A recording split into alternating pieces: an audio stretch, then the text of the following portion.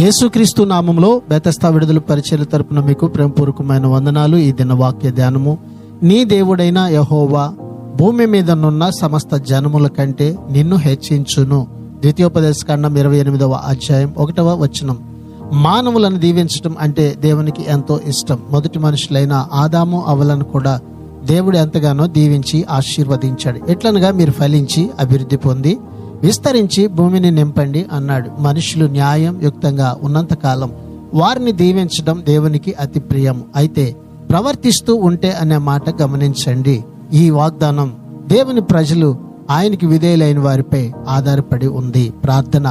మహాపరిశుద్ధుడా, మహోన్నతుడా, జీవాధిపతి, మా మంచి యేసయ్య, నీ మహాకృపను బట్టి ప్రేమించి మరొక నూతన దినాన్ని మాకిచ్చినందుకు నీకు వందనాలు, స్తోత్రాలు చెల్లిస్తూ మేము ఈ భూమి మీద నీకు, నీ మాటలకు విధేయులమై జీవిస్తూ నీ ద్వారా ఆశీర్వదించబడినట్లుగా ఈ దినాన మమ్మల్ని అందరినీ కూడా జ్ఞాపకం చేసుకొని బలపరచమని యేసు నామంలో ప్రార్థిస్తున్నాను తండ్రి.